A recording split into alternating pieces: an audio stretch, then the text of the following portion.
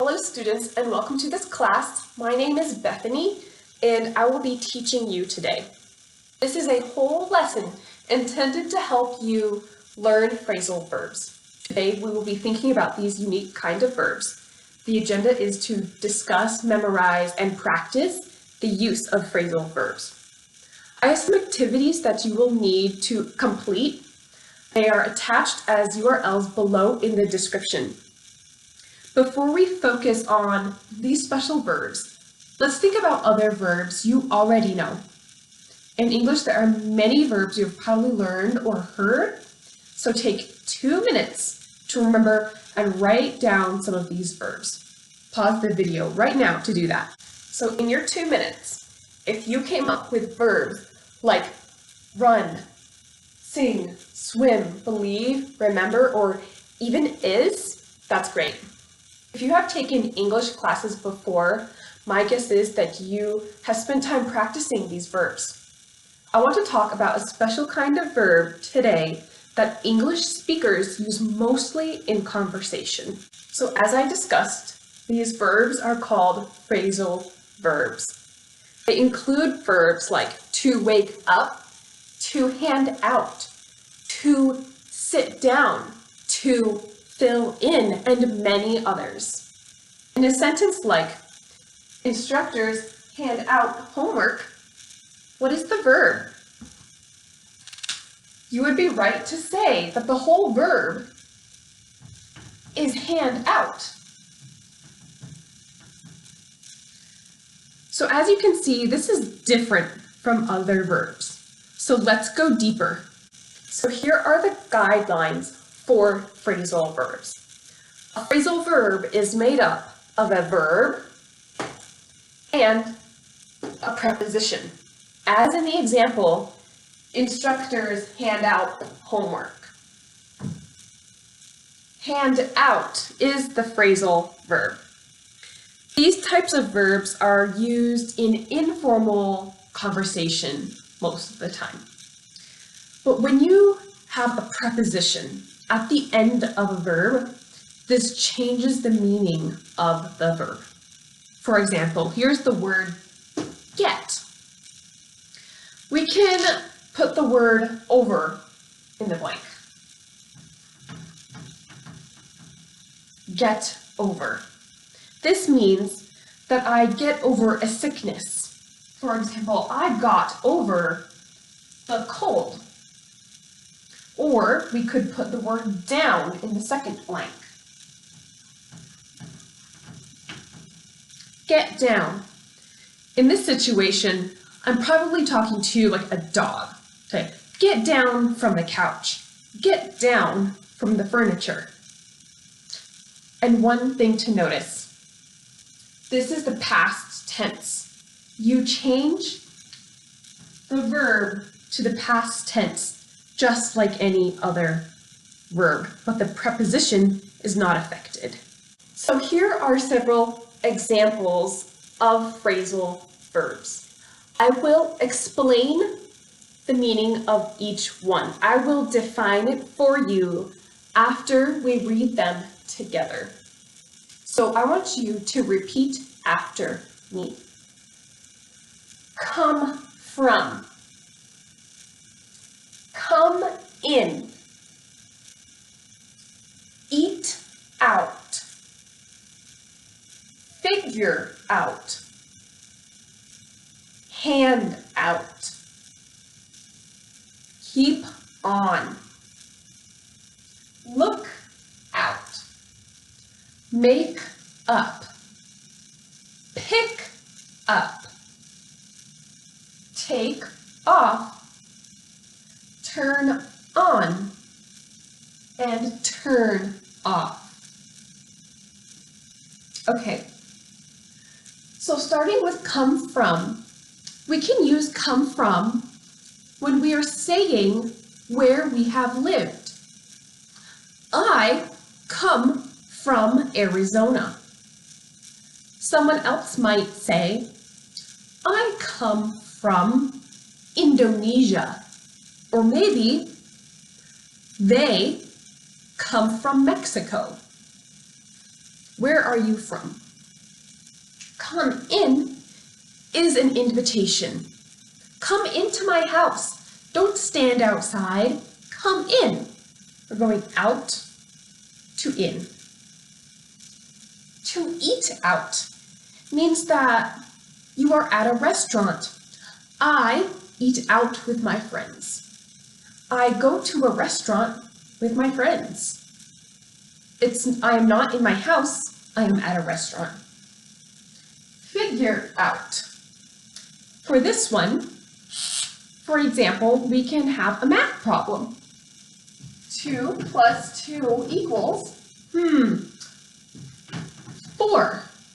I figured out that 2 plus 2 equals 4. I used my mind.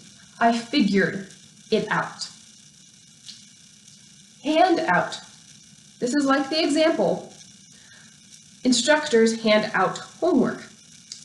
Instructors give homework. The meaning is the same. Give. Hand out. Keep on. Keep on means do not stop. Keep on driving. Keep on trying. Keep on going. Don't stop. Look out. If I am driving, say, look out for the car next to you. Be careful. Watch what you're doing. Look out.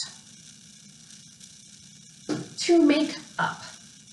For example, if I have an exam and I did not do it, I can make up for the exam. I did not do the exam, so I talked to the teacher and I make up for the exam.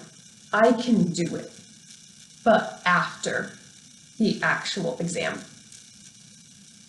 Pick up. For example, I can pick up food from a restaurant. I can go to the restaurant, pick up the food I ordered, and go home with it. Take off. For example, if I have a bandage, I can take off the bandage to remove the bandage. Turn on. You have probably heard this. Turn on the light to make it bright inside, to make it bright. Turn on. The opposite is turn off. Turn off the light to make it darker, to make it dark. So here are some example sentences with phrasal verbs. The same phrasal verbs that I just introduced to you. So I want you to help me find the phrasal verb in each sentence. So I will read the first one. I come from Arizona. If you said come from, you're correct. We have a verb come and the preposition from. Next one. Please come in. I heard come in. This is a command. The phrasal verb come in. They eat out every week. What is the phrasal verb? Eat out. Same verb and preposition. Next one. They figure out math problems. Figure out is right. Figure out. Next one. This is the same sentence we had before. Instructors hand out homework. Hand out is right. Keep on trying. What is the phrasal verb? Just keep on. Trying is not a part of the phrasal verb here. Let's keep going. I look out for dangerous drivers. Look out is right. They make up stories. This is another way to use the verb make up. To imagine. They create stories. To make up stories. Make up. Next, we pick up our orders from Chili's. What is the phrasal verb?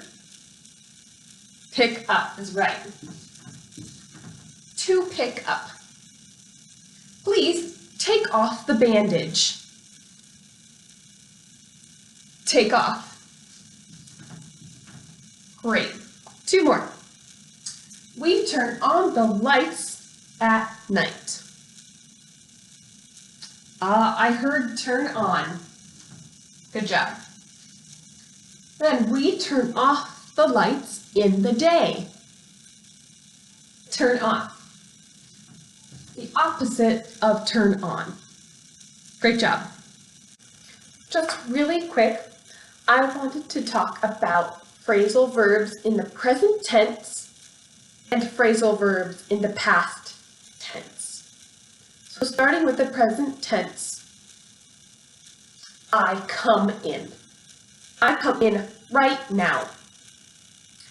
When you have I come in, nothing happens to the verb come. The same with you. You come in, nothing happens. But when you have he, she, it, treat the verb in the phrasal verb just as you normally would. He, she, it comes in. Remember to keep the S, just like any other verb in the present tense. We, or they, come in, no change. If we had the example, work out. Work out is a phrasal verb. I work out. You work out. We work out. But he, she, it works out. Put the S at the end of the verb in the verb phrase. Do not touch the preposition. Nothing happens to the preposition. Let's go to past tense. I handed out homework. Change the ending just as you would with any verb in the past tense. You handed out homework. He, she, it handed out homework. And they and we handed out homework. Here, nothing happens. Do not touch the preposition. So right now, let's do a quick listening exercise. When I read the passage, I want you to listen for the phrasal verbs. If you need to listen to the reading more than once, feel free to go back in the video and redo the listening exercise. Before we begin, I have two words I want to go over with you. The first word is distracted. Distracted means maybe I am doing my homework. I am writing. But I think in my mind, I am hungry. So I am no longer thinking about my homework. I am thinking about food. I am distracted from my homework. The other word is compromise. This is a noun. Compromise means that there are two people. They both want something, but they want different things. So they come together and they come up with a solution to the problem, where both of them are okay. So this passage is about a student, an adult student who has two kids. So I want you to listen and pick out the phrasal verbs. Hint, there are 8 phrasal verbs. Let me begin. My student Clara is a very fast learner, but often comes to class late. She sits down in the back row to be polite to the class. She explains to me that she keeps on trying to leave earlier from her house, but is often distracted by her kids. Clara has 2 kids, and she looks out for them as any parent should. After talking for a while, Clara and I figured out a compromise. We plan to meet in my office now to go over the class material she missed. Since she picks up her kids from school right before coming to my office, we decided it would be all right for them to come in with her. Clara makes up for her missed class time as best she can. I am proud to have a student like Clara. If you need to go back and listen to the reading again, you can go back right now. I hope you listened to the reading as many times as you needed. But for right now, here are the phrasal verbs that were in the reading. So repeat them after me. Sits down. Keep on. Looks out. Figured out. Go over. Picks up. Come in. And makes up. Feel free to look up the meaning of these phrasal verbs in your own time. But right now, go to the first URL in the description of the video and do page 2 of the Azar grammar exercise. You can read the first page in your own time. But right now, complete the worksheet on page 2. That grammar exercise should have taken you about 10 minutes to complete. So let's go over the answers right now. So number 1, Jane decided to take off her shoes when she got home. Take off. Number 2, Jimmy has a great imagination. He's always making up stories. Making up.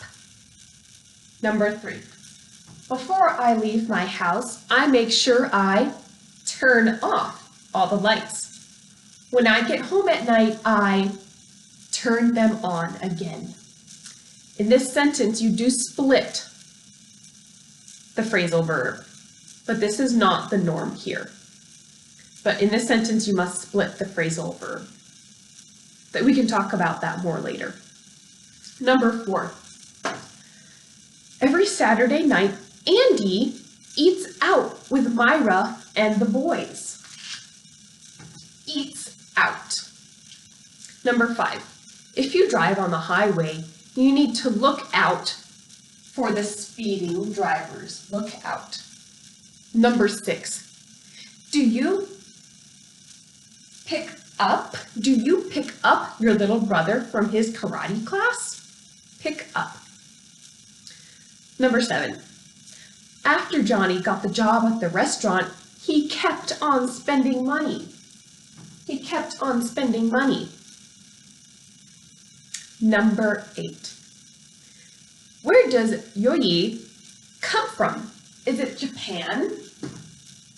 Come from. The children come in the house after playing outside. Come in. I am not good in math. I haven't been able to figure out the last problem. That's number 10. I am not good in math. I haven't been able to figure out the last problem. And the last one. When did teacher hand out the chart on models? I can't find my copy. When did teacher hand out the chart on modals? I can't find my copy. So for the last part of this lesson, I want you to go to the second URL in the description. It will take you to a fun game with phrasal verbs. It should take you about 8 minutes to complete. I hope it is a fun way to end this lesson on phrasal verbs. Bye.